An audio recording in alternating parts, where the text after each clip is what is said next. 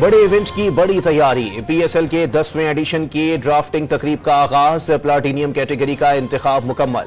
लाहौर कलंदर्स ने न्यूजीलैंड के Daryl Mitchell, Karachi Kings ने डेविड वार्नर, एडम मिलन और फास्ट बॉलर अब्बास आफरीदी का इंतखाब कर लिया।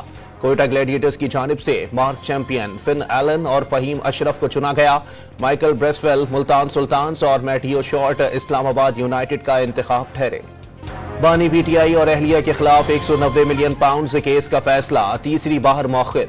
एहतसाब अदालत के जज नासिर जावेद राना इंतजार करते रहे। साबिक वजीर आजम अदालत आए ना अहलिया।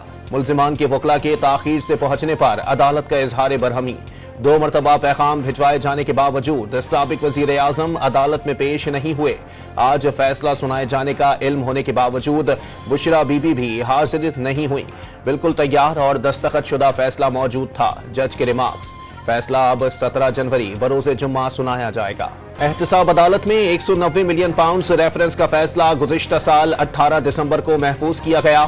फैसला सुनाने के लिए पहले 23 दिसंबर, फिर 6 जनवरी और तीसरी बार 13 जनवरी की तारीख मुकर्रर की गई। फैसला जज साहब ने अपनी मर्जी से मौखिर किया। डील का नतीजा नहीं। पीटीआई से नाइंसाफी दीवार पर लिख दी गई है। बैरिस्टर गौहर ने ट्रायल कोर्ट का रवैया गैर मुनसिफाना करार दे दिया। सलमान अकरम राजा ने भी मुबैना डील का तासुर मुस्तरद कर दिया। बानी की ख्वाहिश है फैसला सुनाया जाए ताकि वो हाई कोर्ट से रुजू कर सकें। अलीमा खान की गुफ्तगू। रकम न बानी के अकाउंट में आई, न बुशरा बीबी के। अल कादिर ट्रस्ट से साबिक हुक्मरान जोड़े को फायदा हुआ, न मुल्क को नुकसान पहुंचा। बैरिस्टर सैफ का रद्द अमल। करप्शन वो होती है जिसमें मुल्की पैसा गैर कानूनी तौर पर बैरून मुल्क मुंतकिल किया जाए। केपी हुकूमत के तर्जुमान ने 190 मिलियन पाउंड जल्द खत्म होने की उम्मीद जाहिर कर दी। क्या मनी लॉन्ड्रिंग की रकम की बंडरमार्ट के बदले 458 कैनाल जमीन, 28 करोड़ नकदी और 5 कैरात हीरे की अंगूठी वसूल करना करप्शन नहीं? अज़मा बुखारी का बैरिस्टर सैफ से सवाल। फैसले का राग इलाफने वालों का पूरा खानदान अदालत से गायब हो गया।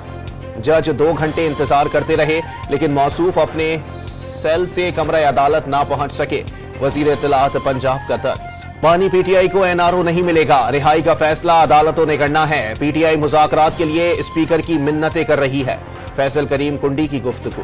शर्जील मेमन ने बानी पीटीआई और अहलिया पर इल्जामात दुरुस्त करार दे दिए। साबिक वजीर आजम और अहले खाना जाती फायदे के लिए जराइम के मुर्तकिब हुए। घर से पेट्रोल बम तक फेंके गए। सिंध के वजीर इत्तलात ने 15 जनवरी को वफाकी हुकूमत की ईवी पॉलिसी आते ही ईवी टैक्सी लाने का आज़म दोहरा दिया। नौजवानों को सस्ते दामों टैक्सियां देने की यकीन दहानी। एहसन इकबाल ने मुल्क की तरक्की जाती मफाद पर मुकद्दम करार दे दी। पाकिस्तान की पायदार तरक्की के लिए पॉलिसियों का तसलसल नागुज़ीर है। नून लीगी क़यादत ने कैदोबंद की सोबतें बर्दाश्त की लेकिन चीखें नहीं मारी।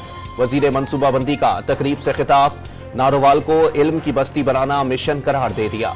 वजीर आला पंजाब मरियम नवाज का मुस्तहिक अफराद के लिए 3 मरहला प्लॉट की स्कीम का ऐलान। मुस्तहिक अफराद को प्लॉट मुफ्त फराहम किए जाएंगे। 1 साल के दौरान 1 लाख घर बनाने का भी वादा। वजीर आला पंजाब ने लाहौर के इलाके कालाशाह काकू में मस्कन रावी का इफ्तिताह कर दिया। 100 खानदानों को घरों के कागजात और चाबियां भी दी। पार्टी पॉलिसी के खिलाफ बयान देने पर शेर अफजल मरवत को नोटिस जारी। पीटीआई क़यादत ने 1 हफ्ते में तहरीरी जवाब तलब कर लिया। इस्लामाबाद के एडिशनल जज ने डी चौक एहतजाज के मुकदमात में बुशरा बीबी की जमानत की 3 दरखास्तें मुस्तरद कर दी।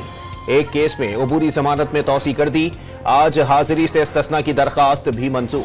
लाहौर हाई कोर्ट में बानी पीटीआई की 9 मई की 8 दरखास्तें जमानतें समाअत के लिए मुकर्रर। एक पर एतराज बरकरार। सिविलियंस के फौजी अदालतों में ट्रायल्स के खिलाफ अपील पर समाअत। क्या सिविलियन का मिलिट्री ट्रायल कोर्ट मार्शल कहलाता है?